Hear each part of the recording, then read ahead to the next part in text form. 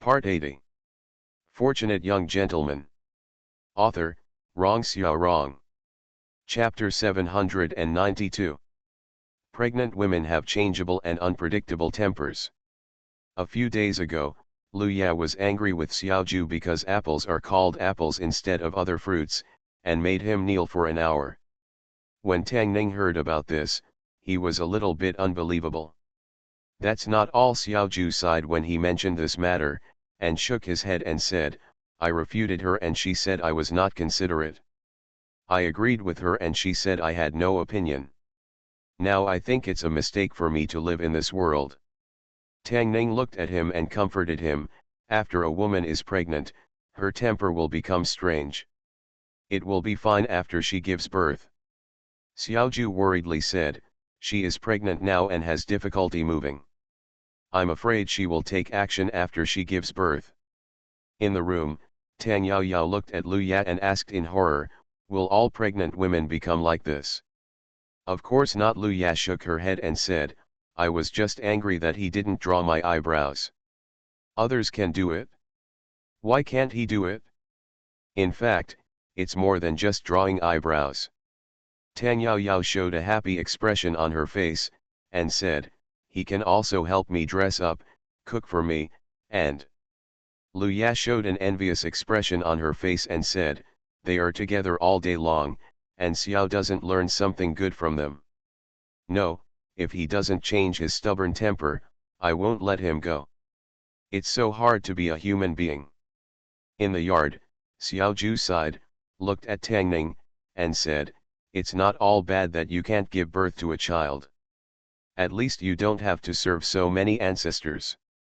Tang Ning had a blank expression on his face, and his knuckles creaked. He took a deep breath and forcibly suppressed the idea of throwing Xiaoju into the well. Xiaoju suddenly looked at him and asked, you are the best at coaxing women. How about you teach me how to coax a pregnant woman? It's very simple. Tang Ning looked at him, smiled slightly, and said, to coax a woman, you rely on your masculinity. If she wants you to help her draw her eyebrows, you don't help her draw them. If she wants you to go east, you go west. If she wants you to chase dogs, you go to catch chickens. Do everything the opposite of what she does. Sooner or later, she will be convinced by your masculinity. Xiaoju showed doubt on his face and asked, will this work? You will know if you try it. Tang Ning glanced at him and said, anyway, she can't beat you now. Xiaoju pondered his words carefully, and his face gradually showed a look of desire. He nodded and said, I believe you again. It is simply unforgivable that a man like Xiaoju can find a wife. If he hadn't done a favor to Lu Ya when he was a child, the incense of the old Xiao family would have been cut off by his generation. When you really like someone, you will forget about masculinity and face, and she will be the only one in your eyes and heart. You will even create some small surprises from time to time to make her happy. What does it matter if you draw eyebrows or put on makeup? If you can, you will want to pick the moon and give it to her. Although Tang Ning and Tang Yaoyao have been married for a short time, they have just entered the honeymoon period for a few days. Tang Ning is happy to make her happy in various ways. Xiu ran in from outside and said, son-in-law, the young lady should be back soon. Are you ready? Tang Ning gestured to her, closed the door, and Xiu ran out quickly. Outside the door, Lu Ya, who walked in side by side with Tang Yaoyao, glanced back at Xiaoju, who was a dozen steps away, and complained to Tang Yaoyao, I don't know what's wrong with him these days. He always goes against me. I told him to go east, but he insisted on going west. He went against me everywhere. If it weren't for my physical disability, I would have broken his legs. Tang Yaoyao said, he may have encountered something unhappy outside. Lu Ya felt a little comforted and turned around to ask, is your husband like this when he encounters something unhappy outside? Tang Yaoyao shook her head and said, he never does this. Lu Ya felt better, and she felt even worse after hearing this. Depressed, the two walked into the mansion. Xiu ran over from the yard and said happily, "Miss, why is Miss Lu here too?" Lu Ya glanced at her and said unhappily, "Why, can't I come here?"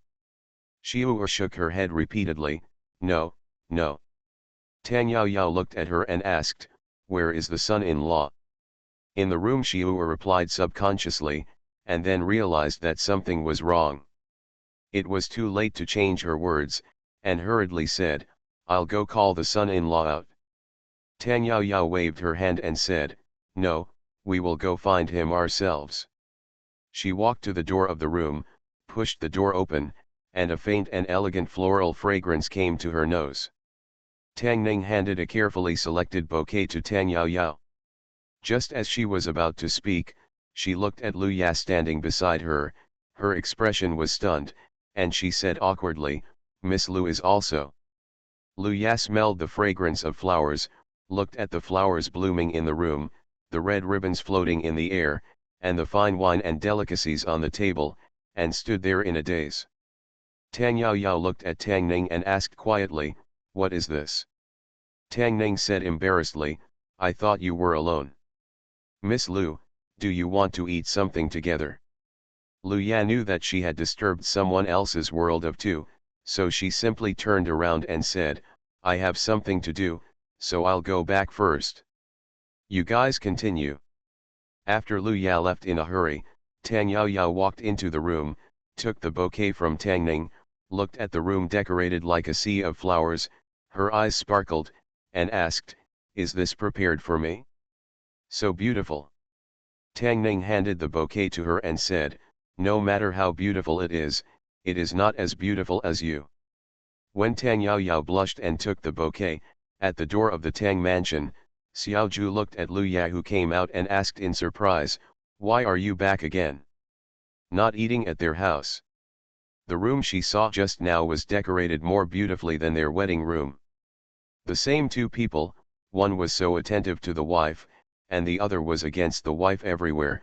Lu Wenya saw Xiao Ju, she felt a nameless anger in her heart and said angrily, "I'm full." "Then you go back first." Xiao Ju looked at her and said, "I'll go in and eat something. I haven't eaten yet today." As soon as he finished speaking, he was grabbed by the ear by Lu Ya. Lu Ya looked at him and gritted her teeth and said, "Go back and eat. I'll cook it for you myself." Xiao Ju looked at her and said in surprise, "Can you cook?" Lu Ya looked at him and said with a gloomy face, "Yes, bamboo shoots fried with meat, do you want to eat it?" "Eat it." Xiao Ju showed a smile on his face and said, "I like bamboo shoots the most." Lu Ya's bamboo shoots fried with meat made the Xiao mansion a mess. At the same time, the imperial study seemed extremely quiet. Emperor Chen was playing chess with Prince Fu. After thinking for a moment, he was about to make a move when he suddenly asked, "Isn't tomorrow the anniversary of concubine Yang's death?" Prince Fu looked up at him and said, "My brother must have remembered it wrong. Concubine Yang's death has been several days in the past." Emperor Chen was stunned and held the chess piece in his hand for a long time without dropping it. After a long time, he stood up and said, "No more." Prince Fu also stood up, bowed, and said, "I will take my leave first." Emperor Chen stood in the hall for a long time before looking at Wei Jian and said, "Did a country in the western regions pay tribute to a piece of top-quality mutton fat jade a few days ago?" Wei Jian nodded and said, "Your Majesty, there is such a thing." Emperor Chen said, "Let someone send it to Prince Huai's mansion." Wei Jian was stunned and reminded, "Your Majesty, this piece of jade was specifically requested by concubine Hui." Emperor Chen waved his hand and said, "There are a few inferior pieces.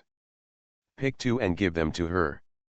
Wei Jian nodded and said, "As ordered." Prince Huai's mansion. Your Majesty just sent a palace servant to give Prince Huai a piece of top-quality mutton fat jade. The servants in Prince Huai's mansion were fortunate to see this jade. The jade was mutton fat white, soft and uniform, and dense in texture. It was a rare piece of good jade, and there might not be a second one in the world. In the study of Prince Huai, Princess Huai played with the piece of Hishan jade and said, this jade is really top-grade jade. This is the first time I have seen such good jade. Prince Huai took it in his hand, stroked it for a few times, and nodded, it is indeed good jade. The next moment, the piece of jade slipped from his hand and fell to the ground. With a bang, it broke into several pieces. He looked at the fragments on the ground and shook his head, saying, "What a pity." Princess Huai looked at him, pursed her lips, and said softly, "Your Highness." Prince Huai smiled slightly and said, "It doesn't matter. I will give you a better one in the future." He stroked Princess Huai's hair and whispered in a voice that only he could hear, "We don't want his things." Fortunate Young Gentleman. Author, Rong Xiao Rong. Chapter 793. When Tang Ning saw Xiaoju again, he was limping and had a red mark on his neck.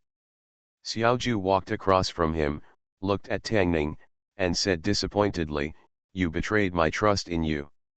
Tang Ning said expressionlessly, "Next time you dare to show off in front of me, I will ask Yao Yao to show the poem I wrote for her to Lu Yat."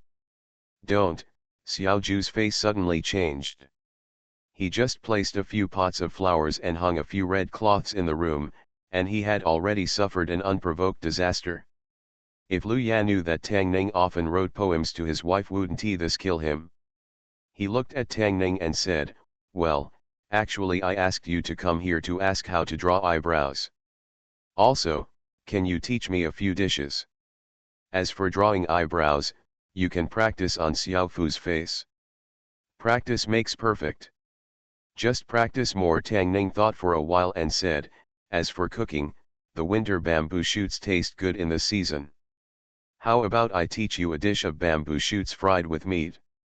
Let's change it." Xiaoju refused without hesitation and gritted his teeth and said, "I hate bamboo shoots." Yesterday, Tang Ning went to Prince Huai's mansion and discussed with him about the tax system streamlining and reached an agreement. After this matter was done, there was no important event in the near future.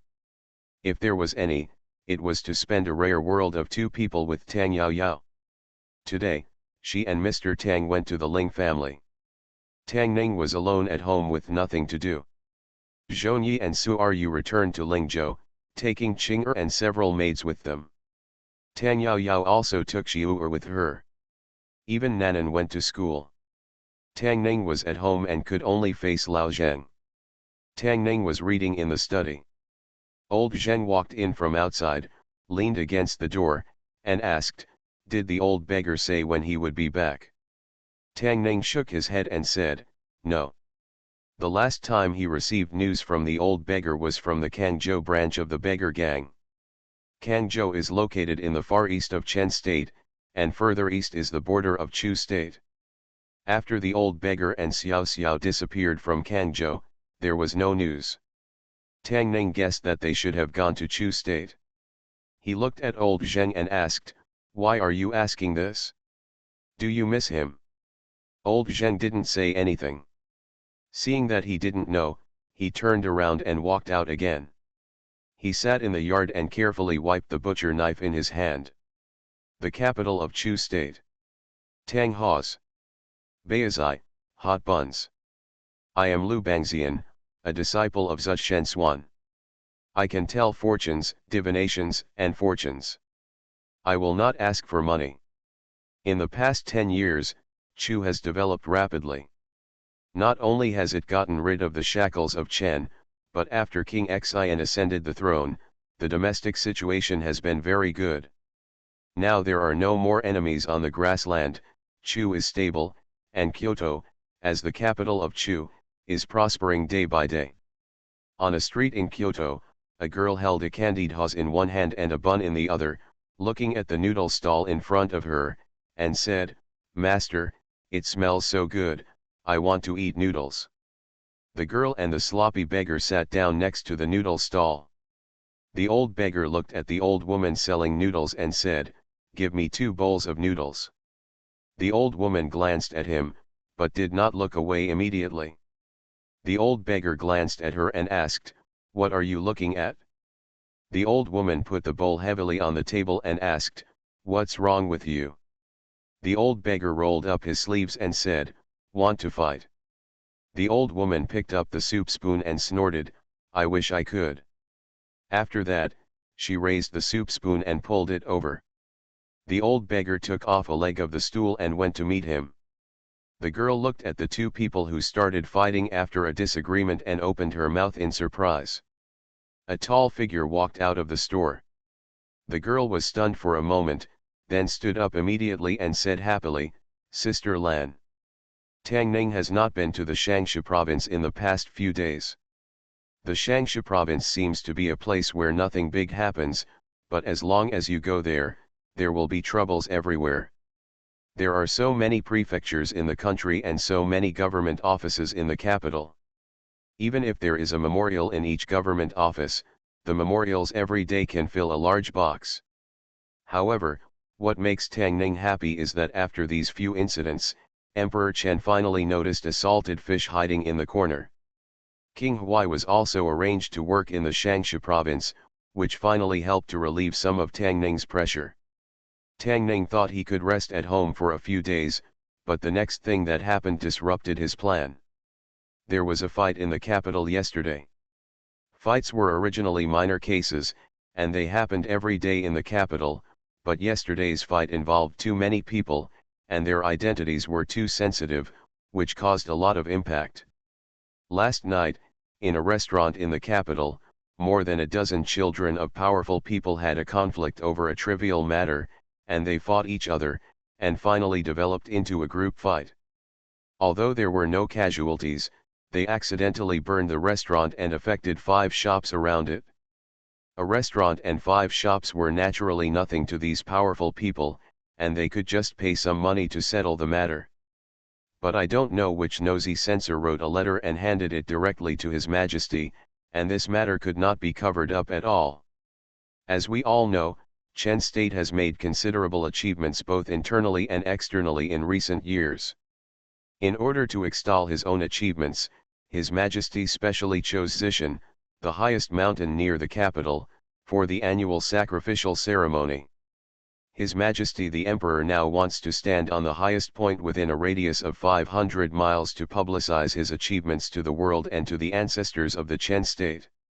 During this sensitive period, some arrogant and powerful officials in the capital all shrank their heads and behaved in a low profile, fearing that they would anger His Majesty and suffer an unexpected disaster. Although the loss of this incident was not too serious, the timing of its occurrence was too coincidental. Emperor Chen wanted to publicize his achievements at the festival, conquering the grasslands externally, stabilizing the country internally, and the people living and working in peace and contentment. As a result, just before the festival, such a thing happened under the feet of the emperor in the capital, which was equivalent to slapping him in the face. The Jingzhou government received news from the palace early in the morning, requiring a thorough investigation of the matter. All the people involved in the incident last night were arrested and thrown into prison. So it was the father-in-law's turn to have a headache. These people are all children of the powerful and belong to different factions. If this matter is not handled well, it may offend all the powerful people in the capital, not to mention that it involves several generals who are in their prime, making the problem even more difficult. Among these people, not only the Ling family of the Golden Feather Guard, the Zhang family of the West Gate Guard, but also the Li family of the Right Feather Guard were involved. Although the Ling family did not say anything about this, if something happened to Ling Feng, Tang Ning would not be able to go to the Ling mansion with Tang Yaoyao next time. In addition, the Zhang family is the maternal family of King Kong, and the Li family is the father-in-law of King Huai, making it even more difficult to make a rash decision on this matter. In the Jingzhou government office, Zhou Mingli looked at the children of the powerful and nobles who were arguing fiercely below, rubbed his eyebrows, and said, "Take them away first and try them tomorrow." In the Prince Duan's mansion. Prince Duan, who had been silent for many days, heard this and showed a hint of joy on his face. He said, "The Zhang family and the Li family are both involved. Isn't it possible to let Zhao Cheng and Zhao Rui fight each other? This matter cannot be missed by this prince." Your Highness, you must not, a servant beside him hurriedly said.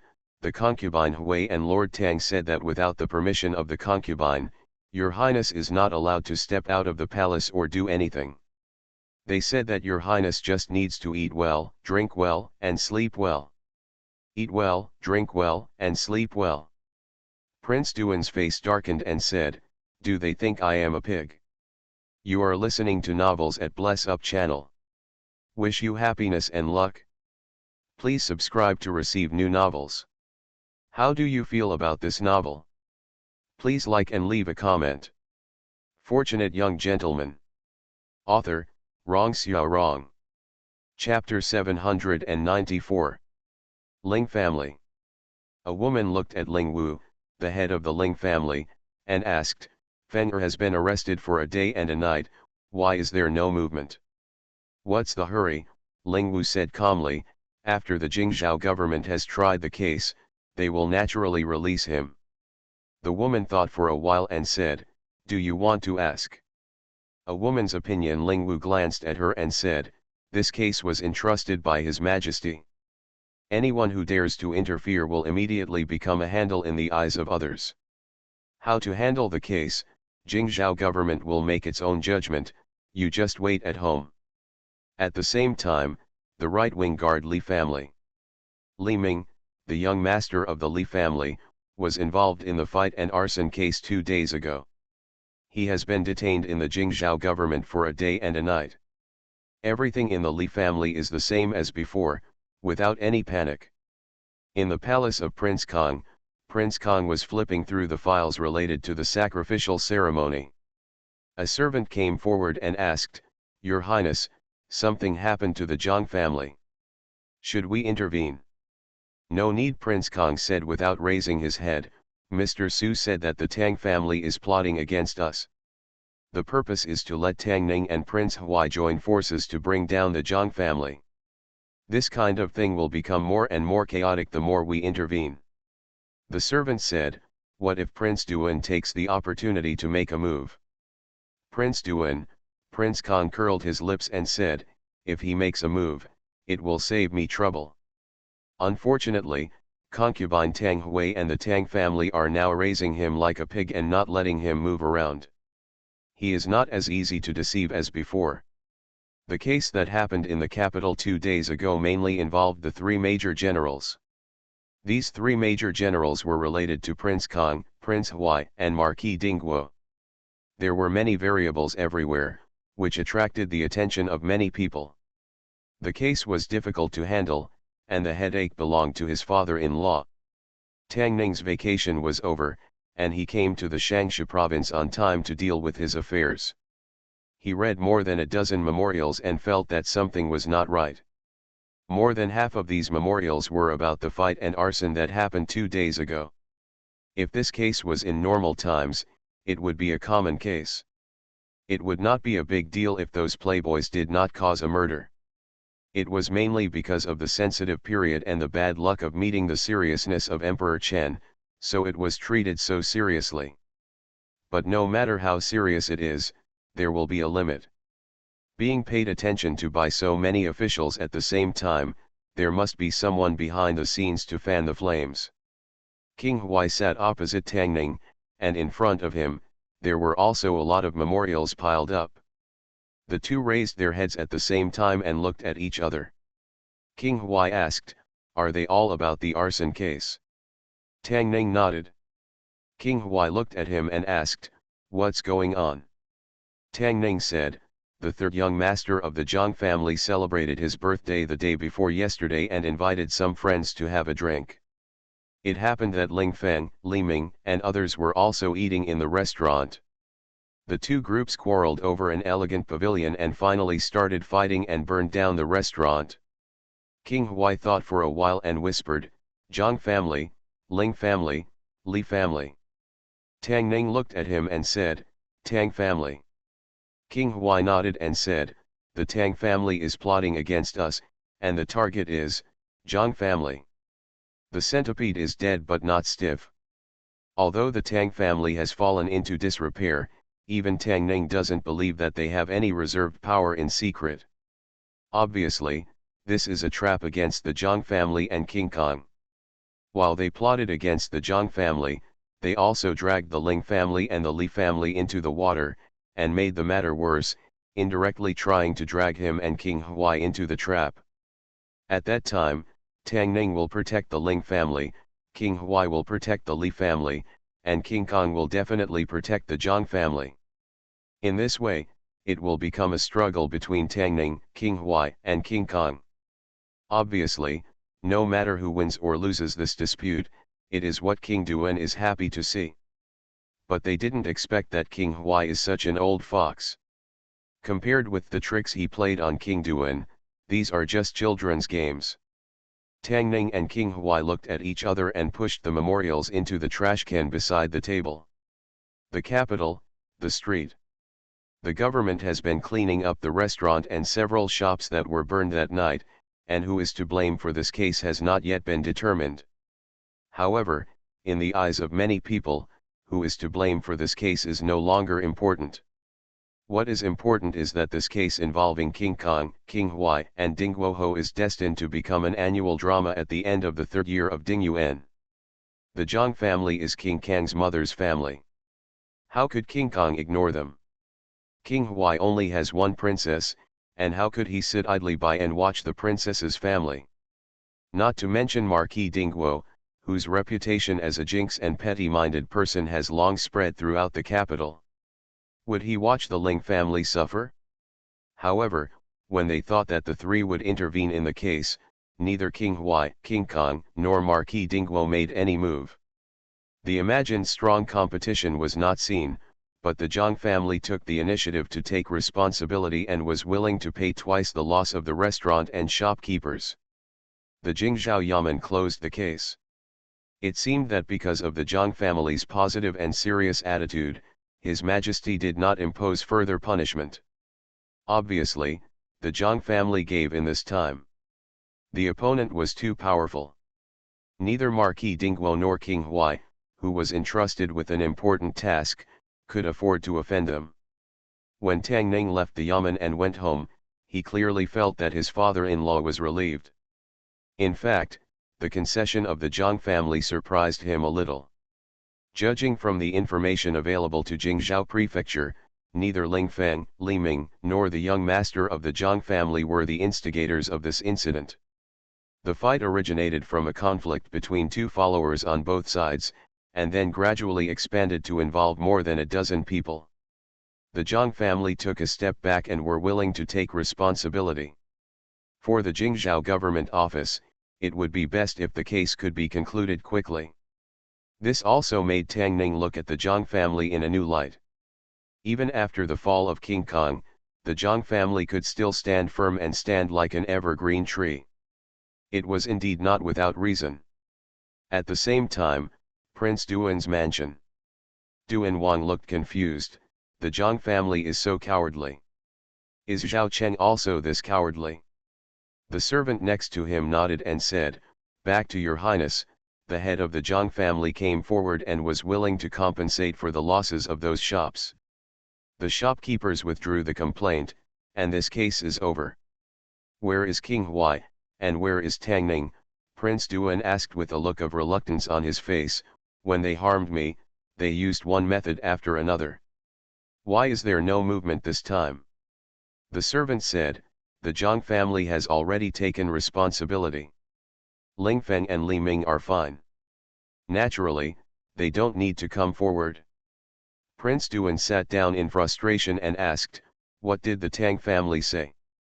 The servant said, the two Tang lords said that there will be many opportunities in the future, and we will have a long time ahead. King Duan asked, what else? The servant thought for a while and said, they also said that His Highness should eat well, drink well, and sleep well in the palace, and don't act rashly. Tang Zai. Tang Huai had a regretful expression on his face and shook his head. These two little foxes were indeed not fooled. Not only that, even Prince Kong was so calm. Tang Chi looked at him and said, Kong Kong is busy with the ceremony in Zhongzhen Temple these days. Maybe he doesn't know about it at all. But the Zhang family, even taking the blame for something that is not their own, is willing to be a tortoise. Tang Zhao raised his head and said, as the saying goes, 1,000-year-old tortoise and a 10,000-year-old turtle will live longer if they shrink their heads. No matter whether the opponent is a tiger or a wild dog, as long as they shrink their heads, who can take advantage of the turtle? He shook his head and said, if the Tang family had been willing to be turtles, they wouldn't have ended up like today. Fortunate young gentleman. Author, Rong Xiao Rong. Chapter 795. The arson case that happened 2 days ago was obviously the Tang family's attack on the Zhang family. King Duan's situation is very difficult now.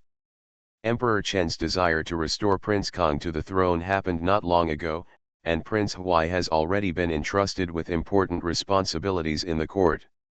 At the same time, Emperor Chen suddenly tightened his grip on Zhao Yuan's education. On the surface, it seems that the throne that King Duan finally came close to is gradually leaving him. One can imagine how anxious the Tang family, Tang Huifei, and others are now. Persimmons need to be picked soft to pinch. Among the princes, although Prince Run is round enough, he is not easy to pinch. This is already the case with the Tang family. If he offends the Fang family, which is at its peak, it is likely that the family will be broken up and several people will die. Although King Huai did not have the same background as King Run, he held all the power in his own hands, and the Tang family did not dare to provoke him. With the idea of getting rid of one by one, they could only choose King Kong. However, the Tang family made a move, but King Kong and the Zhang family did not accept the move at all.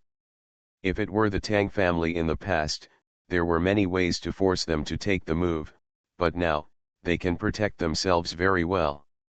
King Kong seemed to have no intention of competing for the throne at all, at least in the eyes of most people.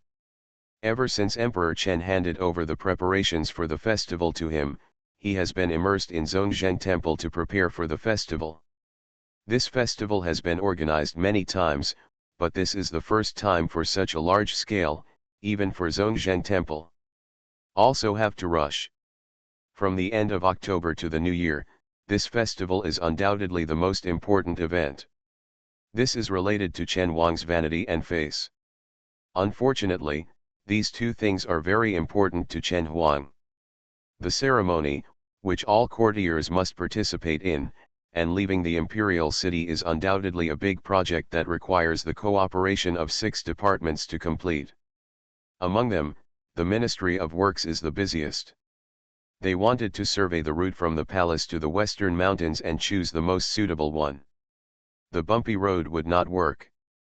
The high places had to be cut and the low places filled to ensure that the road was passable and the emperor could not have any trouble on the road. Uncomfortable.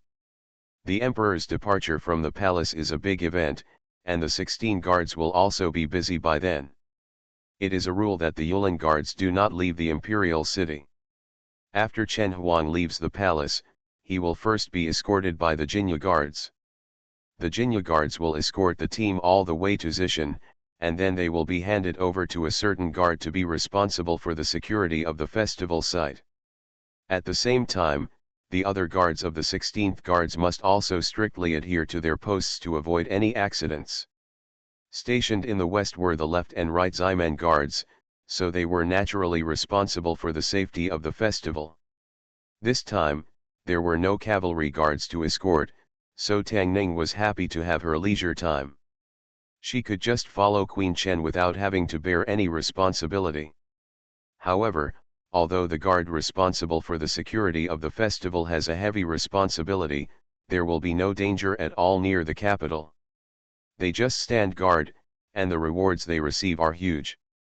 The imperial court will allocate a large sum of money to the guard responsible for the security of the festival to be used for the defense expenses of the festival. However, the majority of the festival's expenses are in the Ministry of Works, and the guards have no place to spend money. In this case, this amount will be turned into food and fall into each of their pockets.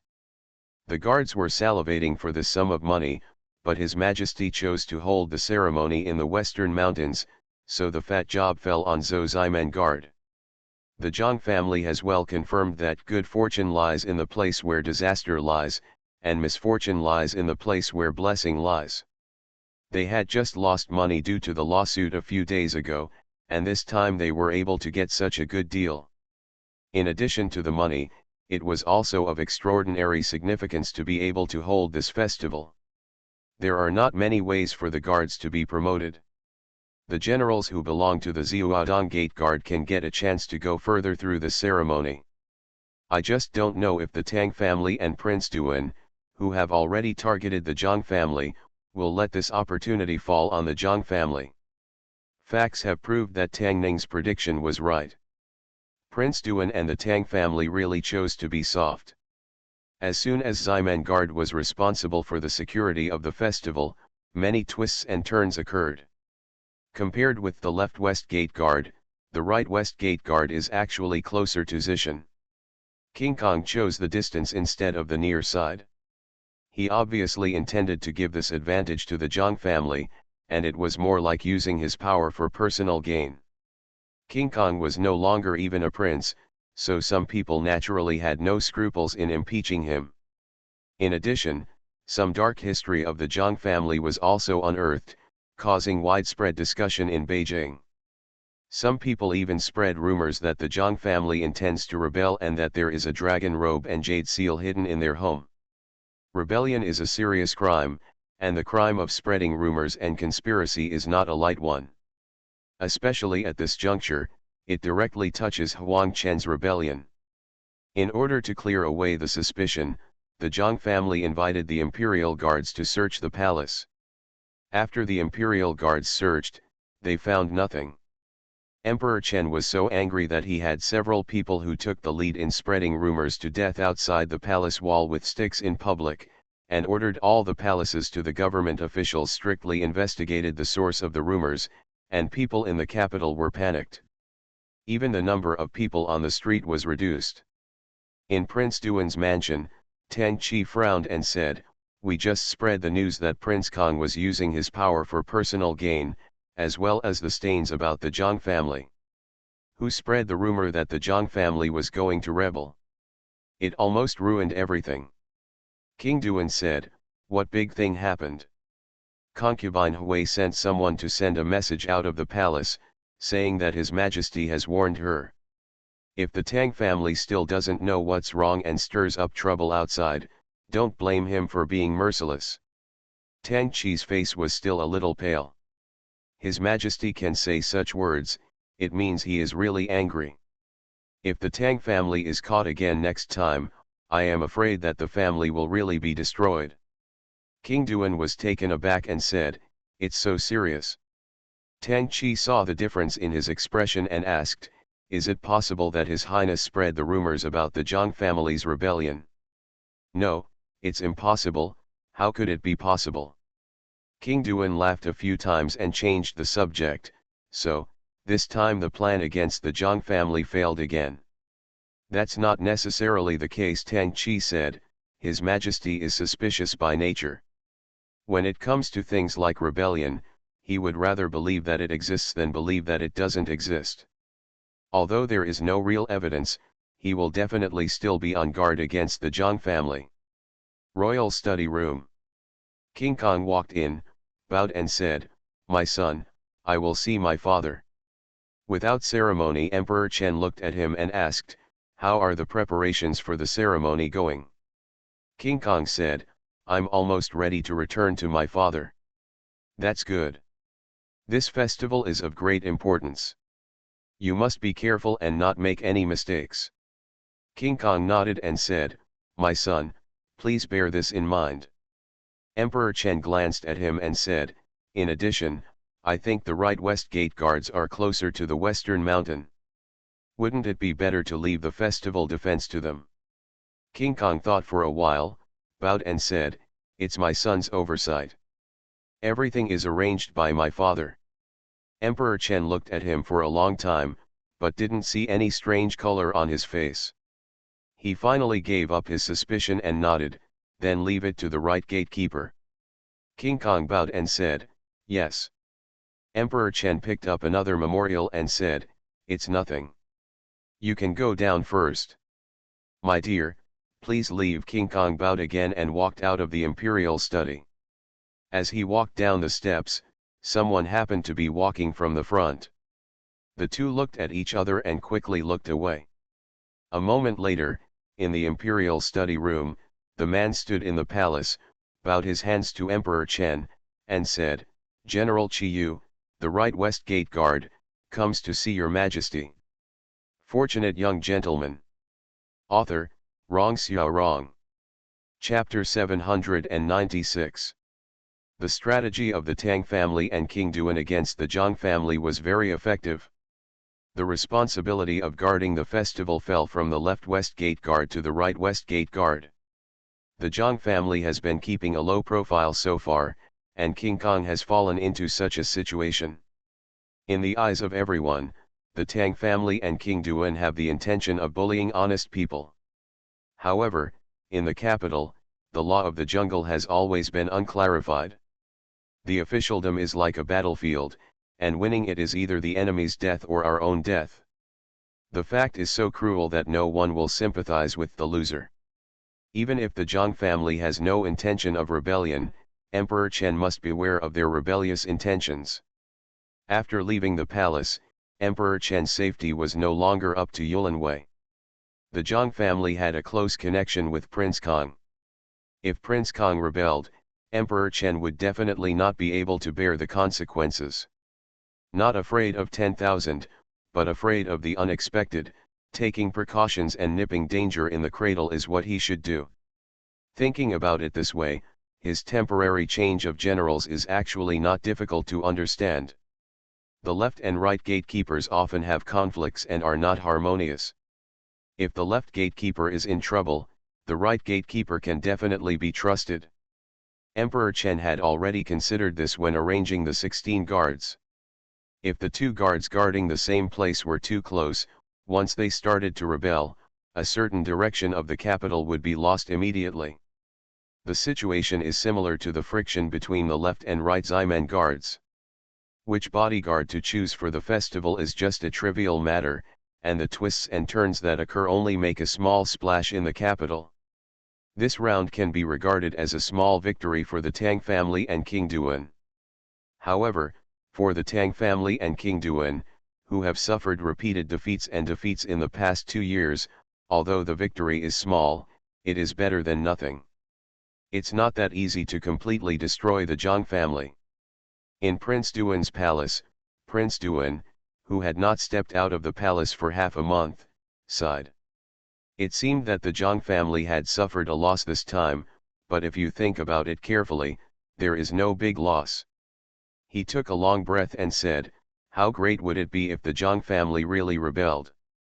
This time he asked people to spread rumors about the Zhang family's rebellion, but found no evidence. Instead, he cleared the Zhang family's suspicion and proved himself for the Zhang family. If evidence of rebellion is really found in the Zhang family, the result will be different. Rebellion is a major crime against the Nine Clan, and King Kong will also be implicated. In this way, he will have one less opponent. Next, as long as his father is eliminated within a year or half a year, it will not be King Run's turn to take the throne. King Duan sighed leisurely, but unfortunately, imagination is beautiful, but reality always backfires. In Prince Kang's palace, Prince Kong stood in the courtyard, with his back to a budding plum tree, and murmured, "Father still doesn't believe me." Mr. Su said calmly, "Whether you believe it or not, isn't the result still the same?" Yes, King Kong smiled and said, "He has been suspicious all his life, how could he trust others easily? If he could trust others easily, he would have died in the hands of those imperial uncles back then, and how could I be where I am today?" Mr. Su was silent for a while and asked, "Is that person trustworthy?" King Kong nodded and said, "I'm afraid even my father has forgotten how much trouble he caused in the capital in order to fight for the throne. The whole family was affected, and he was the only one who died. Do you think, will he be loyal to his father?" Mr. Su said, "Be careful." King Kong said, "Qiyu has been helping me secretly for 5 years. If something happens to my king, he will not be able to escape his involvement. He will not do such a thing that seeks death. Mr. Su stopped talking and looked at him and said, "This matter must be done quickly. There are 100,000 imperial guards in the capital. If you want to succeed, you must control your majesty, hundreds of officials, and several princes in the shortest possible time. If not, when the rest of the guards react, if they haven't captured these people, they will be doomed."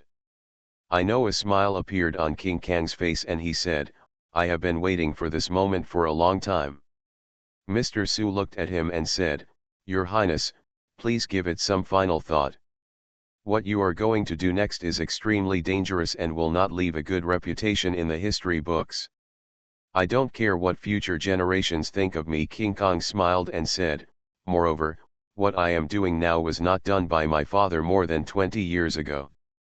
This is what my father taught me." He clenched his fists and said, "Relying on others, you can only be a prince at most, but relying on yourself, you can become an emperor." Mr. Su glanced at him, then exited the main hall, walked through several long corridors, and came to a courtyard deep in the palace. A young man closed the courtyard door, walked into the room, and asked, "Will King Kong kill Emperor Chen?" "No." Mr. Su shook his head and said, "He will not succeed." The young man wondered, "Then what's the use of helping him for so long? Everything you do has to pay a price, even the emperor is no exception." Mr. Su seemed not to be talking about rebellion, but a trivial matter. He said calmly, "A wife is separated from her children, and she is betrayed by her closest relatives. This is one of the prices he has to pay." Qi Mansion. The Qi family is considered the most low-key among the 16 generals. This may be because the Qi family is very thin, with no one except General Qi Yu, the right gate guard, and an old servant. There are so many great generals in the capital. There are some general families like General Qi who fell into decline and rose again. The Xiao family is one of them, but it is the only one with such a small population. More than 20 years ago, the Qi family was involved in a fight for the throne. After that, the whole family was slaughtered and Qi Yu was sentenced to exile. Later, because of his repeated merits in the army, he saved the emperor during a certain expedition, and he got his current status. If it weren't for the rumor that the Zhang family had the intention of rebellion, the task of guarding the sacrificial ceremony fell on the right west gate guard, and few people in the capital would have remembered this general of the 16 guards. General Qi was summoned to the palace today, and it was already night when he returned home. He walked into the Qi mansion and was about to go back to his room to rest, but his footsteps suddenly stopped and his eyes looked at the corner of the courtyard. In the darkness, a figure stood there quietly.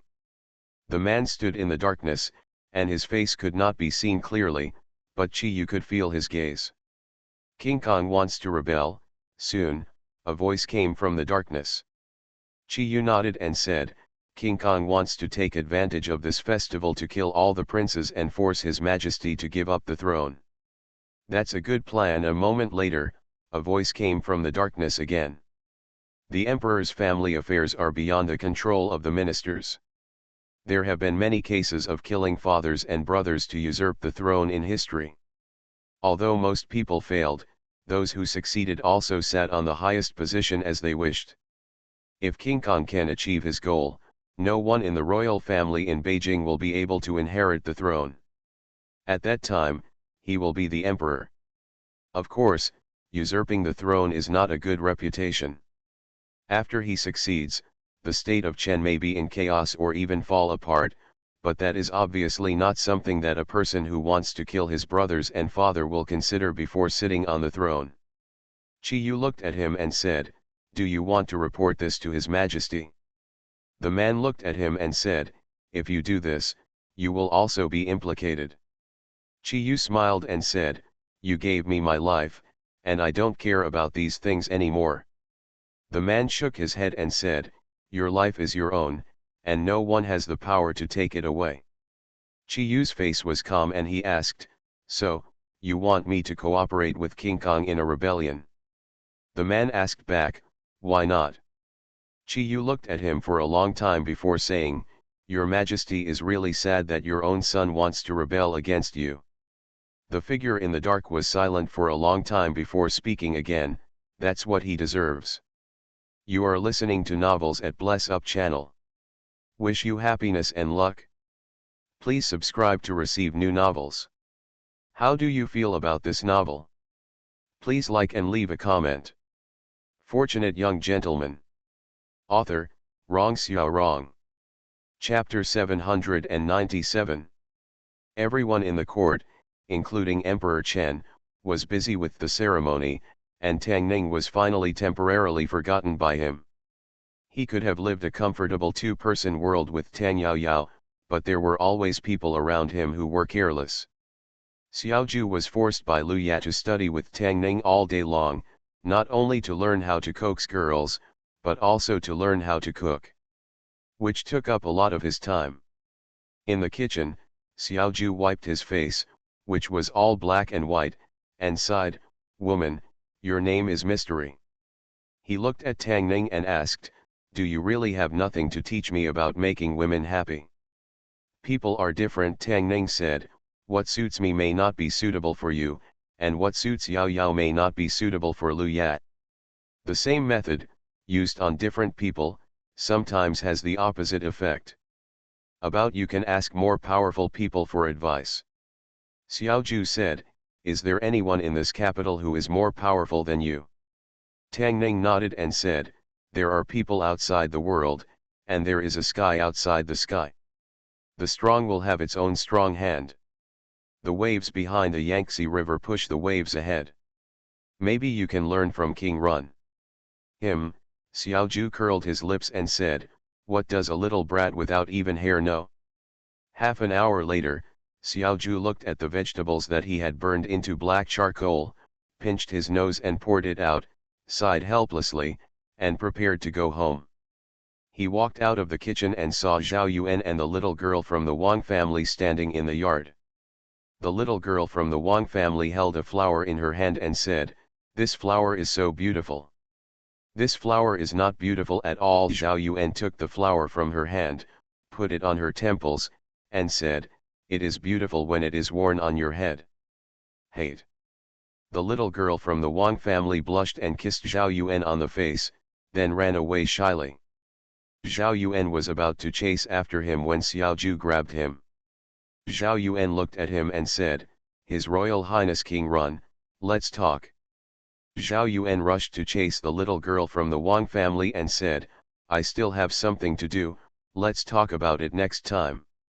Xiaoju looked at him and said, "You help me this time, and I will help you next time if something happens to you." Zhao Yuan was startled and asked, "Really?" Xiaoju nodded and said, "Really?" Zhao Yuan stretched out his palm and said, "High five as an oath." Snapped. Xiaoju raised his palm and touched his hand heavily. Tang Ning found a master for Xiaoju.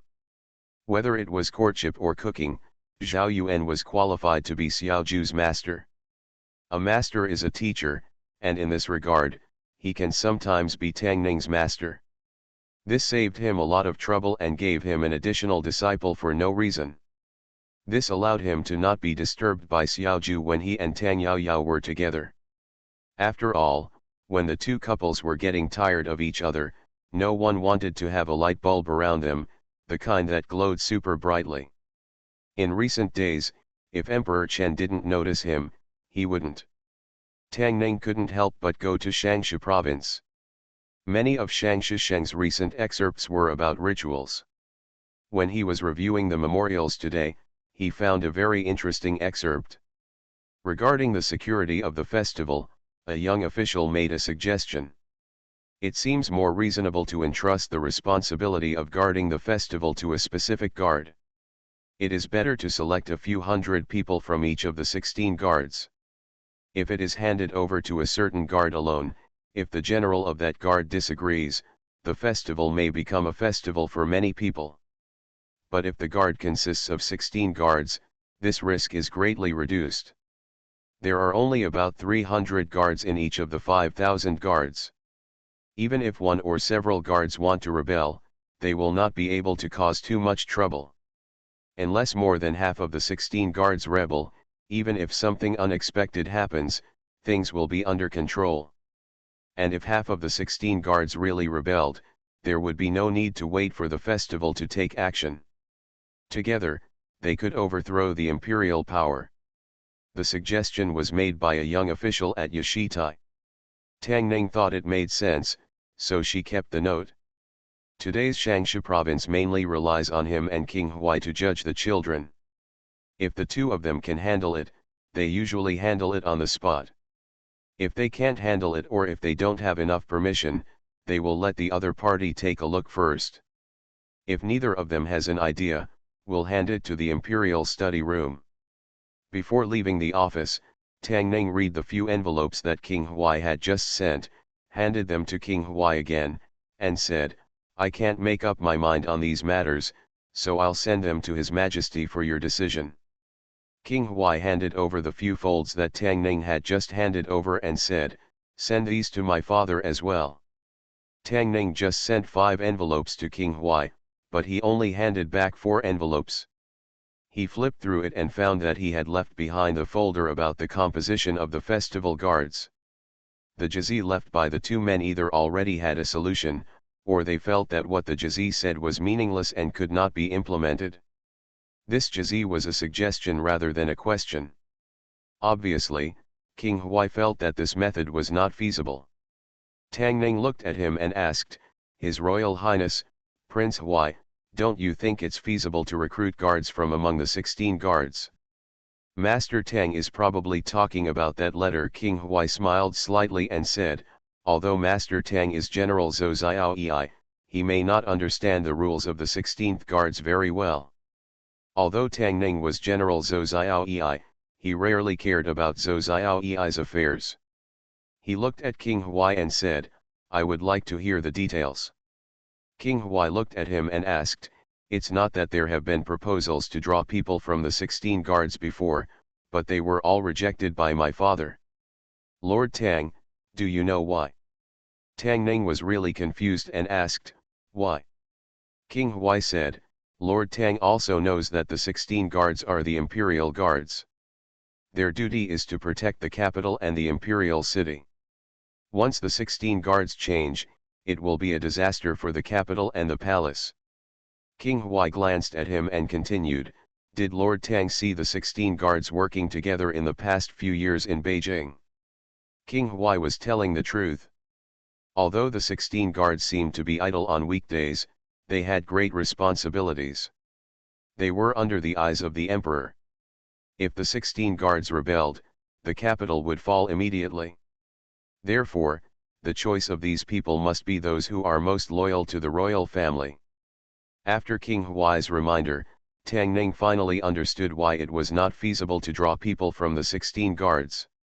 The reason why the 16 guards are the 16 guards is not a separate imperial guard, but for the purpose of decentralization. The emperor was worried that the imperial guards would be controlled by some people with bad intentions, threatening the safety of the royal family, so he divided the imperial guards into 16 groups. These 16 groups were independent and did not rule over each other.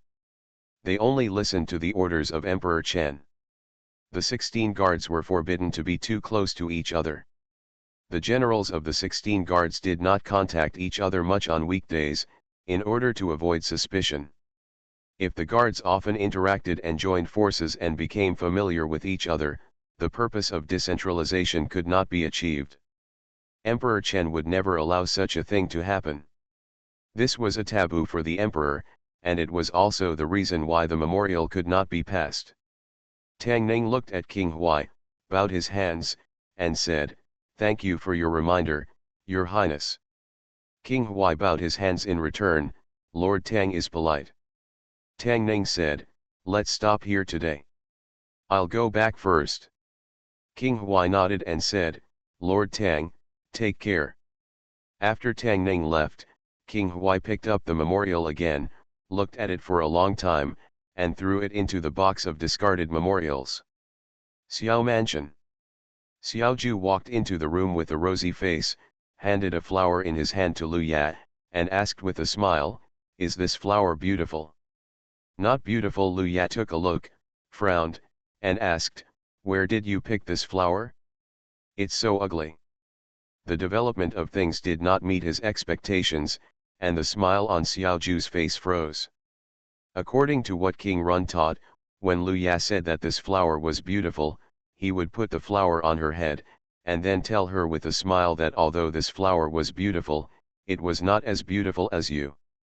But Zhao Yuan never taught him how to respond if she said not beautiful. Fortunate young gentleman. Author, Rong Xiao Rong. Chapter 798. Tang Ning did not comment on whether the general amnesty was a good thing or a bad thing. It was a means of winning the hearts of the people and promoting the people's awareness of doing good. The unique characteristics of the feudal system cannot be evaluated with the thinking of later generations. However, the soldiers in the Zhou were not included in the amnesty because they were 2 days late and missed this policy. Somehow, General Zhang Zhuolang has been much more honest in the past 2 days. I don't know if he has completely given up on himself and stayed in the tent all day. He didn't cause trouble for Tang Ning, and Tang Ning was too lazy to find trouble with him. After all, Zhang Chao was still a son-in-law, and he was considered a royal relative. If he still held on to him, it would be a disrespect to Emperor Chen. Zhang Chao was willing to be his idiot left general, so Tang Ning fulfilled his wish. The affairs of the Zioqi battalion have almost been arranged, and there are still a few captains left. It is really hard to find anyone, so he can only promote a few more from the bottom. On the parade ground, Ling Feng led the 500 men of the 2nd Battalion to run around the parade ground, making a great noise. A young captain ran forward 2 steps, panting, and asked, "Captain Ling, I heard that General Tang is your brother-in-law." "What do you think?" Ling Feng glanced at him and said, "General Tang's wife is my cousin. If he is not my brother-in-law, what is he to me?" The captain said, "I can't believe that you and General Tang have this kind of relationship." He thought about it, looked at Ling Feng again, and asked, "Captain Ling, do you know why General Tang has not arranged a captain for the 1st Battalion?" Actually, Ling Feng was also curious about this matter. So far, 9 of the 10 captains of the left cavalry battalion have been assigned, but Tang Ning has not arranged a captain for the captain of the 1st Battalion. The 1st Battalion is the most important personal guard battalion among the 10 battalions. The captain of the 1st Battalion is also the leader of the personal guard. It is better to be absent than to be unqualified. Loyalty must be guaranteed. In addition to loyalty, it must also be sensible. It is indeed not so easy to decide. The matter of the cavalry battalion came to an end for the time being. Those who should stay will stay, and those who should leave will leave. Training is not Tang Ning's strong point. Old Zheng will arrange everything. He came out of the cavalry battalion and returned to the city, preparing to sit for a while at Tianrunju. When he walked to the door, he happened to meet another group of people. As far as he knew, King Kong seemed to have been released from confinement during this amnesty. The 3-month confinement lasted only more than a month before it ended. King Kong also benefited from the amnesty this time. He should be holding a banquet here, surrounded by his supporters. Next to King Kong was a strange middle-aged man. Judging from where he was standing, he should be the most distinguished person in the group except King Kong. King Kong also saw Tang Ning. After glancing at him, he looked away and said to the middle-aged man next to him, "Mr. Su, please." Mr. Su's eyes stayed on Tang Ning's face for a moment, then he smiled and said, "The next one is in." "Mr. Su." Tang Ning muttered after King Kong and others left, then shook his head, walked into Tianrunju, and chose another way. Not long after, Tang Yu was walking by the lake of Tianrunju. She looked at him and asked, "When will you bring Yao Yao here? I have something to say to her." Tang Ning said, "She hasn't come home yet. I'll bring her here when she comes back." Tang Yu nodded and said, How come Xiru and Xiao I haven't gotten pregnant in such a long time? I've prepared the clothes for the children. Tang Ning said awkwardly, they are still young. It's not suitable for them to have children now. Su Mei looked at him and said, they are not young anymore. If they are not suitable, what age do you think is suitable? Tang Ning thought for a while, looked at Su Mei, and said, at least the same age as you. 23-year-old Su Mei is obviously more suitable for having children than the 10-year-old Xiru and Xiaoi. Tang Yu looked at Tang Ning with some reproach and said, why are you talking to Mei? She's not married yet, and you're so outspoken. Su Mei glanced at Tang Ning and said indifferently, it's okay, I'm used to it. Tang Ning explained, what I mean is, from a medical point of view, she is now the most suitable age to have a child. When she gets old in 2 years. Su Mei looked at him, and the corners of her mouth raised a little arc, 2 years. I said it wrong. Tang Ning sensed a hint of danger from her, realized his mistake, and immediately changed his words, I mean, in a few years, in a few years.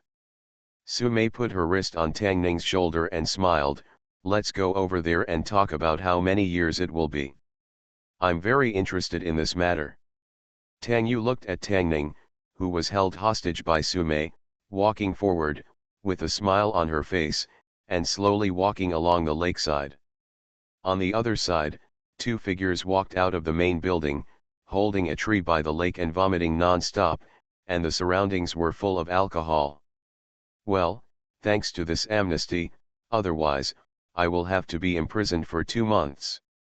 I heard that the Queen Mother's health is not good, I don't know how long it will last this time.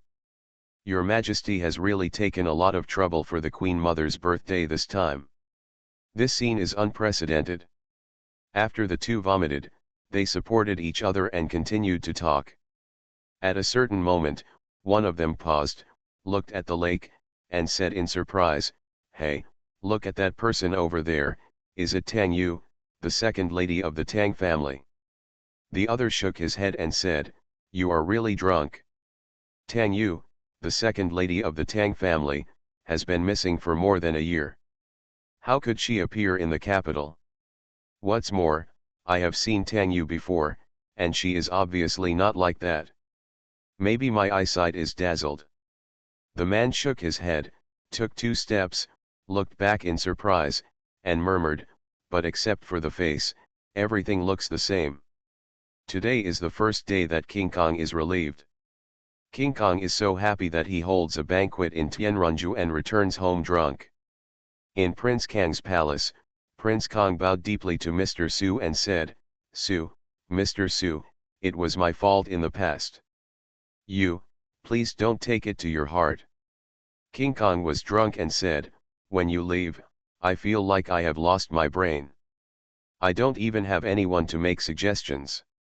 I will definitely listen to you in the future. Mr. Su looked at him, smiled and said, I'm drunk. King Kong waved his hand and said, although I am drunk, I speak from my heart. From now on, Mr. Su's wishes in this palace will be my, Zhao Cheng's wishes. The other people around him were shocked when they heard this. From what King Kong said, he seemed to regard Mr. Su as his backbone, and it seemed that he would respect Mr. Su even more in the future. It stands to reason that if Mr. Su left these sons, King Kong almost caused a catastrophe. A resourceful counselor like Mr. Su should be taken seriously everywhere.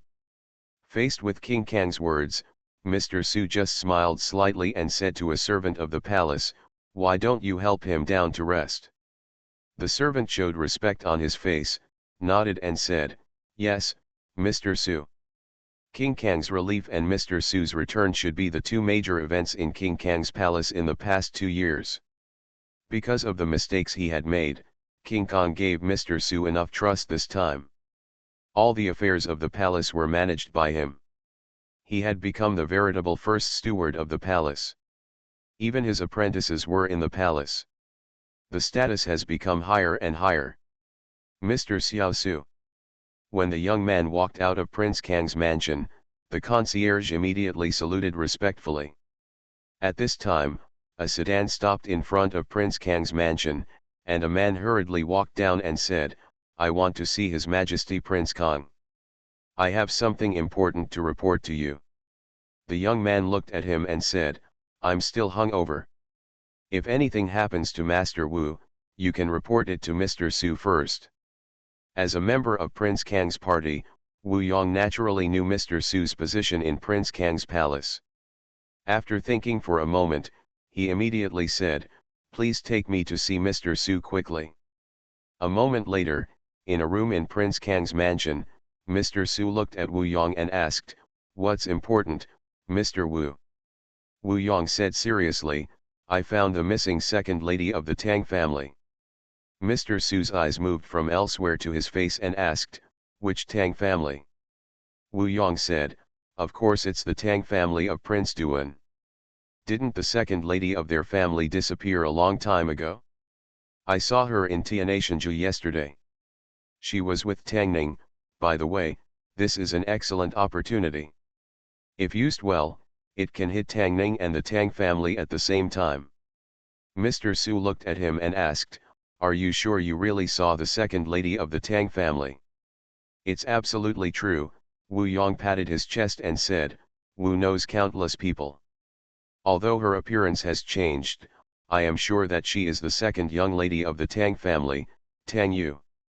Mr. Su nodded, looked at him again, and asked, "Are you the only one who knows about this?" Wu Yong nodded and said, "I discovered this by accident when I was having dinner at Tianashanju last night. After thinking about it all night, I determined that the woman was Tang Yu. I came to report it early in the morning. There was no second thought. I know it personally." Mr. Su nodded again, looked at him, smiled and said, "Very good. Fortunate young gentleman." Author, Rong Xiao Rong. Chapter 799.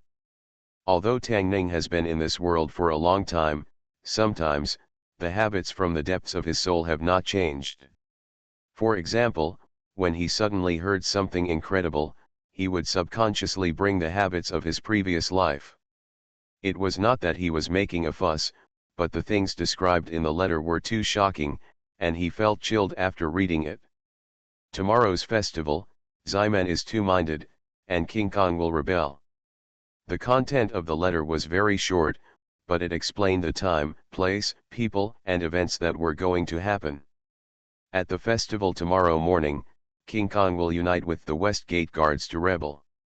The West Gate here may refer to the right West Gate Guards, the left West Gate Guards, or both. Tomorrow is one of the few opportunities for Emperor Chen to leave the imperial city. By then, he will have no more than 100 guards around him, and the safety of the festival will be handed over to the right West Gate Guards. The imperial guards were originally the emperor's guards. Would he suspect that the guards would rebel? Obviously not. The guards responsible for the safety of the emperor and ministers have become rebels. They want to capture all the civil and military officials, the emperor and the princes. If King Kong succeeds tomorrow, the history of the state of Chen will be rewritten. He only needs to capture the Emperor Chen and kill the kings Huai, Duin, and Run, and there will be no one in the capital to compete with him for the throne. At that time, he only needs to force the Emperor Chen to issue an edict of succession, and he will be the new emperor. Tang Ning held the letter in his hand and did not doubt its authenticity. The handwriting on the letter was ugly. Tang Ning had seen 2 such letters before. Although he did not know who sent the letter, he reminded him several times that he obviously had no ill will towards him. It was just that the timing of his reminder this time was too accurate. The capital was about to be under curfew, and it was only 5 hours before the start of the festival. Why didn't he wait until tomorrow morning to remind him? This was related to his life and property. It was better to believe it than not to believe it. Even if there was only a 10% chance of it being true, Tang Ning could not be careless. Tang Ning was about to step into the mansion with a serious face, when suddenly a little girl ran over from the street, handed him a letter, and then ran away quickly. When Tang Ning stopped her, The little girl didn't know anything, just said that someone asked her to deliver a letter to him, and the price was a candied horse. He let the ignorant little girl leave, looked around, opened the envelope, and looked a little stunned. This letter was more concise, with only 6 words on it. King Kong wants to rebel, be careful. The 2 letters were neat and sloppy, and the paper used was different. Obviously, they were not written by the same person, and there was no need for the same person to remind him twice. But who was this person? Tang Ning couldn't understand it. King Kong wanted to rebel, but they didn't report it to the court or Emperor Chen. What's the point of telling him? Although I don't know what they are thinking, but to be honest, the rebellion of King Kong was too unsuccessful. Rebellion should be a secret thing. How come his rebellion is known to everyone? Tang Ning put away the 2 letters, looked at the sky, and dared not delay any longer. After returning to the mansion, he quickly prepared the carriage and went straight to the Xiao mansion. Xiao mansion. Lu Ya lay comfortably on the chair. Xiao Ju stood behind him, pinching here and there, and asked while pinching, "How is it? Is the force heavy? Do you want me to be gentler?" Lu Ya stuffed a grape into his mouth and said, "It's just right, not too light or too heavy, continue." At a certain moment, a figure suddenly walked in from outside and appeared in the room. Xiao Ju looked at Tang Ning, and after a moment of stunned, he withdrew his hand, rubbed his wrist, and said, "Why is my hand a little sore? I need to move it." "Don't pinch, I have something important to find you." Tang Ning glanced at him and walked into the yard. Seeing his serious expression, Xiao Ju stopped moving his wrists and ran out quickly, asking, "What happened?" Tang Ning said, "King Kong is going to rebel at the ceremony tomorrow morning." "What?" Xiao Ju's face changed drastically, and he said, "Why don't you report it to His Majesty?" "Wait." Tang Ning held him back and said, "I just heard the news, and I'm not sure yet." Xiao Ju said, "Then you have to tell His Majesty." Tang Ning asked, "Your Majesty asked how you knew it, what did you say?" Xiao Ju looked at him and said in surprise, "Didn't you tell me?" Tang Ning rubbed his eyebrows and gritted his teeth and said, "Are you a pig?"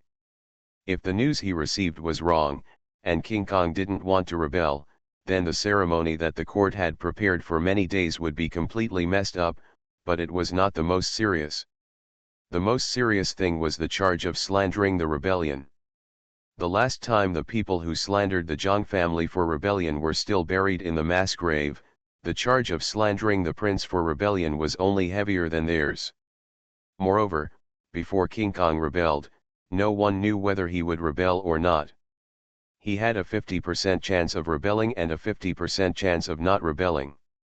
Before the ceremony, the probability of him rebelling or not was 50%. Only when he really rebelled, the probability of the former would become 100%. Unfortunately, Xiao Ju's pig brain did not understand quantum mechanics, otherwise he would understand that this was Schrödinger's rebellion. Before the ceremony, no one knew whether King Kong would rebel or not, and no one could put this hat on him. Let's take a step back and say that if King Kong refused to admit it, who should take the blame for this matter? Xiao Ju finally realized the problem, looked at Tang Ning, and asked, "Then what should we do?" Tang Ning had already thought of a plan when he came, and said, "You leave the city immediately, go to the left cavalry camp, dispatch half of the soldiers, and go up the mountain from the back of the west mountain overnight." Xiao Ju thought for a while and asked, "Isn't the back of the west mountain a cliff?" Tang Ning explained, "Because it is a cliff, the guards there are weak.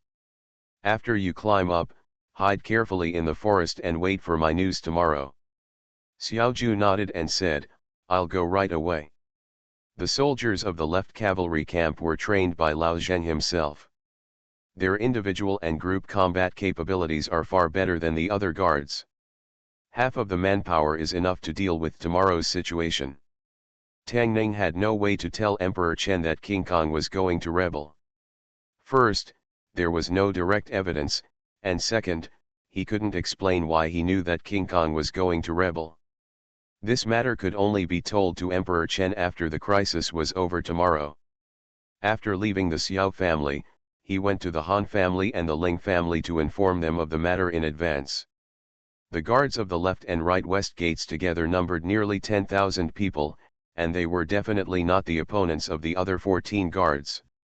Therefore, King Kong must have wanted a quick victory, but if the situation was deadlocked for a while, when the left-west gate guards joined them, it would be difficult to control the loss of control. Tang Ning did not return home until before the curfew. Originally, it was thought that King Kong was either decadent or had changed his mind and turned over a new leaf. Unexpectedly, he was actually plotting a rebellion, and he grasped the timing so accurately.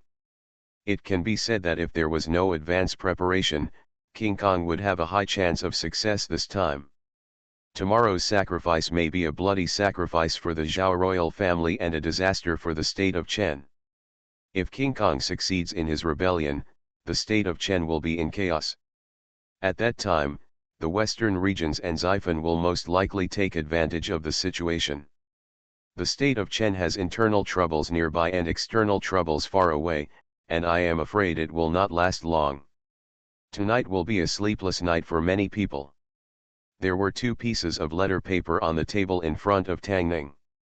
He rubbed his brows and muttered, "Who could it be?" You are listening to Novels at Bless Up channel.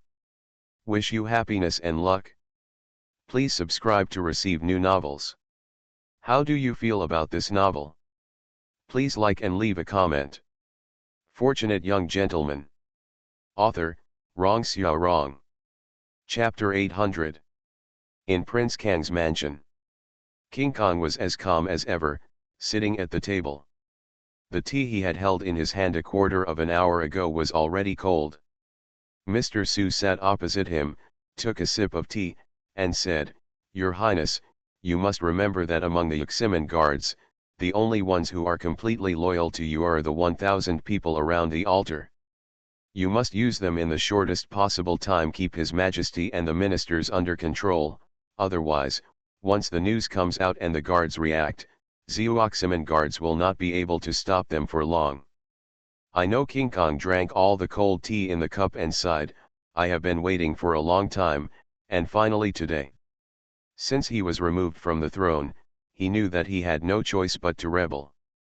If he doesn't sit in that position, he will die in the hands of King Duan sooner or later, just like if he is the one who sits in that position, King Duan will definitely not die well. They have been fighting for more than 10 years, and they will finally decide the winner tomorrow.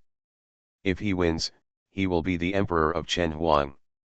Tomorrow is not only a ceremony, but also the death anniversary of King Duan, King Huai and King Run. It's a pity that King Huai is seriously ill and will not attend the ceremony tomorrow, but as long as there is an edict to pass the throne, even if King Huai survives, there will be no trouble.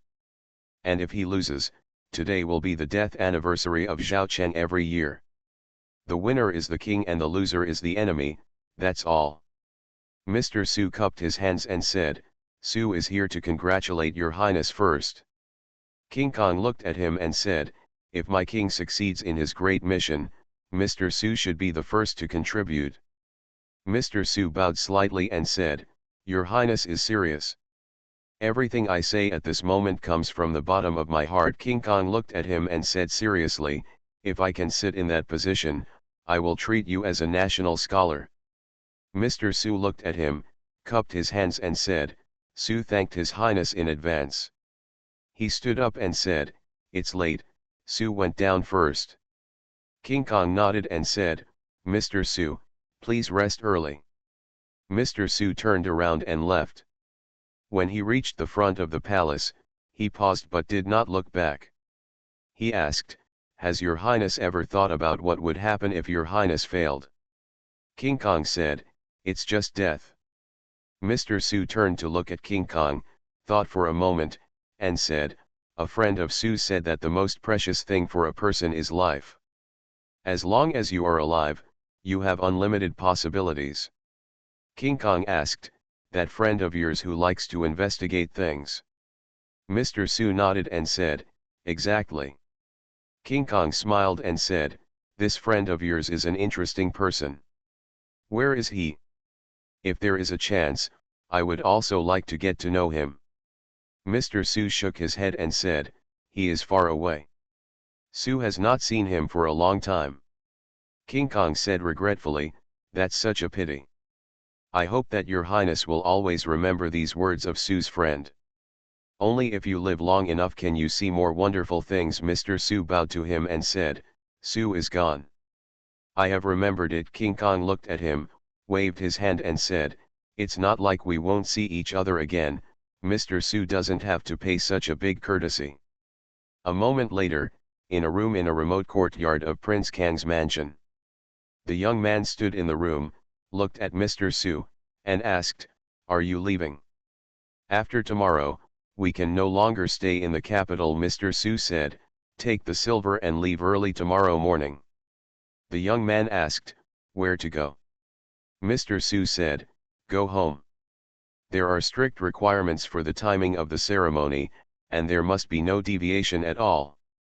In order to show sincerity, the emperor and all civil and military officials will walk from the capital to the western mountain early tomorrow morning.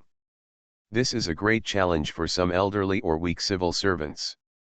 Therefore, tonight in the capital, the lights in those high-profile households have been turned off very early, and everyone is recharging their energy to prepare for tomorrow.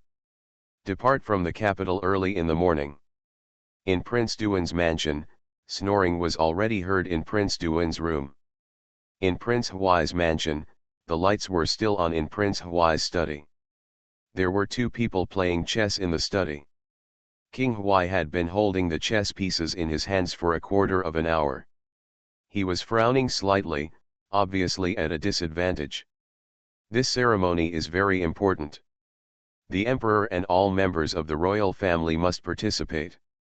However, King Huai contracted a serious illness a few days ago and has not recovered yet.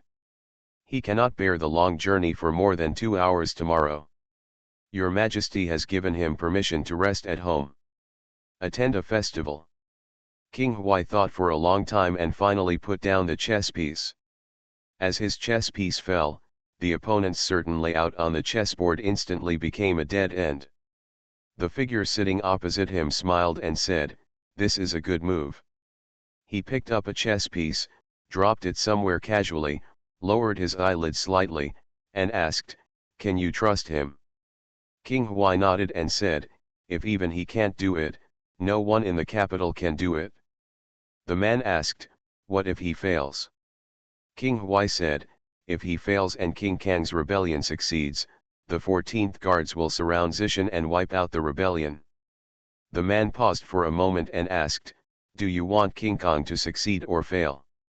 I hope he fails. King Huai dropped a chess piece and said, after all, he failed, and King Duan also felt the feeling of being betrayed by his relatives. How can one time be enough for that person?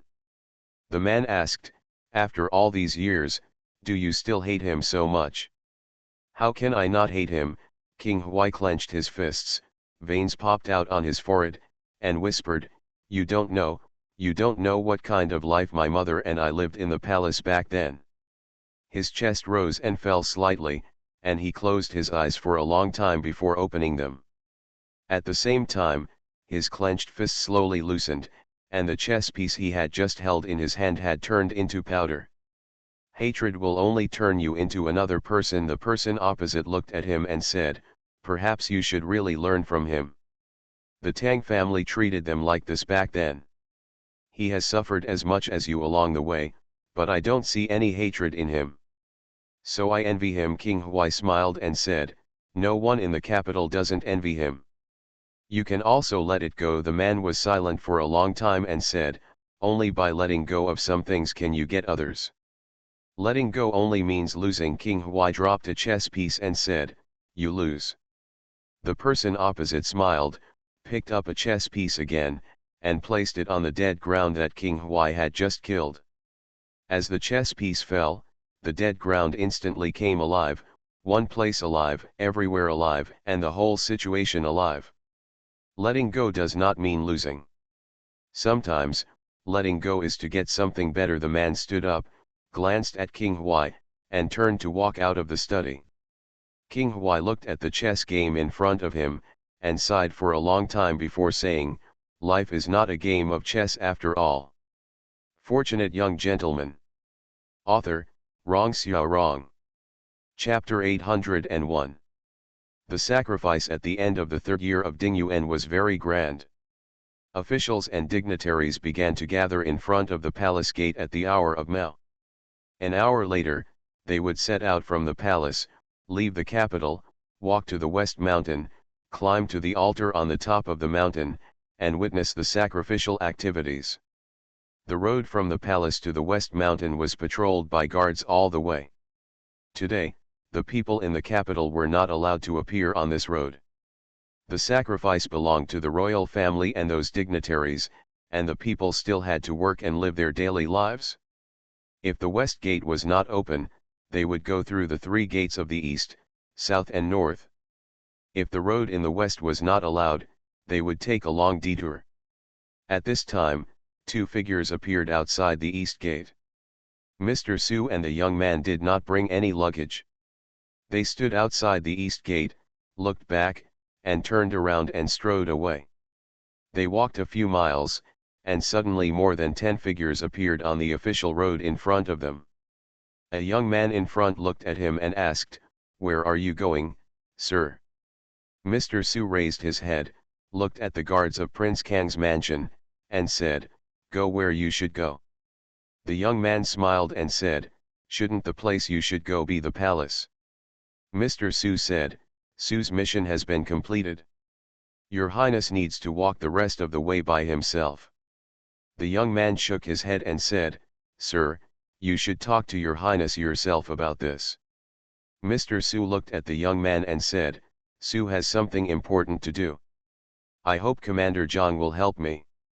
"Sorry, I'm just following orders." The young man looked at him and waved, "Take them back." More than a dozen guards of the palace slowly approached the two. The young man behind Mr. Su stepped forward and stood in front of him.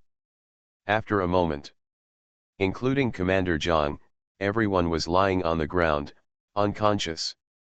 The two led their horses, turned from the official road to the small road, and their figures gradually disappeared. At this time, on the West Mountain, everything about this festival had been prepared. The offerings and musical instruments were in place, and the right West Gate guards were all over the West Mountain, ready to go at any time. Back Mountain. A team of 20 people passed through the mountain path, and one person said, "Who doesn't know that the back mountain is a cliff? Is there any need to search?" The leading lieutenant said, "It's better to be careful.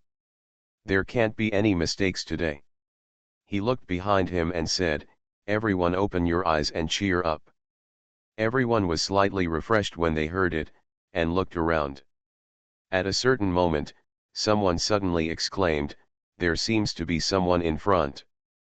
As the voice fell, everyone looked over and saw two figures appearing outside the woods in front. Judging from their clothes, they didn't look like the right West Gate guards. "Stop!" The lieutenant shouted and ran quickly over there, and everyone behind him followed. The two men seemed to be a little panicked when they were discovered. They ran into the forest quickly. Under the pursuit of more than 20 people behind them, they ran around, rushed left and right. Although there were only 2 people, they made the 20 pursuers panting and didn't even touch the corners of their clothes. More than 20 people chased for a quarter of an hour before finally chasing them to a wide area. The 2 men stopped running. A pursuer of the right West Gate guard behind them leaned on a tree, bent down, looked at them, and panted, "Run, why don't you run?" Before he finished speaking, his voice stopped abruptly. Because just as he was speaking, a dense crowd of figures suddenly emerged from the forest behind the 2 men. At a glance, there were at least hundreds or thousands of people. The faces of several people changed drastically in an instant.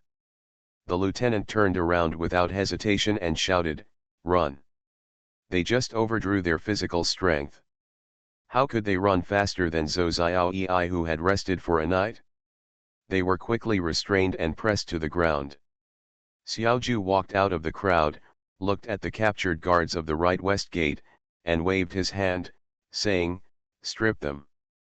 Tang Ning got up before dawn, washed, changed into his official uniform, and came to the front of the palace. Although he had many identities, he was wearing the armor of a general this time, and soft armor under the armor. Even if he had 3 heads and 6 arms, he could not resist thousands of troops. In order to be on the safe side, in addition to being fully armed, Tang Ning also arranged for Lao Zheng to accompany him. On a winter morning, although it did not snow, the cold was still biting. Some old officials in the court stood in front of the palace gate, shivering with cold, but they had to maintain their demeanor, and they could not even reach out to wipe their noses. However, this was not the hardest time for them. The long journey they were going to take in a while would test their physical strength. Every royal ceremony was extremely luxurious, with complicated rituals and sophisticated instruments. Every step had strict etiquette regulations. For example, the distance from the palace to the altar can only be measured by footsteps, and no means of transportation can be used. Even the emperor is no exception. However, Emperor Chen is strong and can walk more than 10 miles without any problem, but the old ministers in the court cannot bear it. Zhang Dexuoshi and several really old ministers, like King Huai, were exempted from participating in the ceremony, but some people wanted to grit their teeth and persist. Tang Ning exchanged glances with Wu Lihao and General Ling and stood in their positions. When the first ray of light appeared in the eastern sky, a series of bells came from the palace. Emperor Chen and several princes, under the protection of the imperial guards, walked out of the palace, followed by a mighty ceremonial team, and then a band of more than 100 people. The Royal Guard of Honor, together with the dignitaries and some followers, stretched for several miles. Tang Ning had been in Beijing for many years, and it was the first time he had seen such a large procession.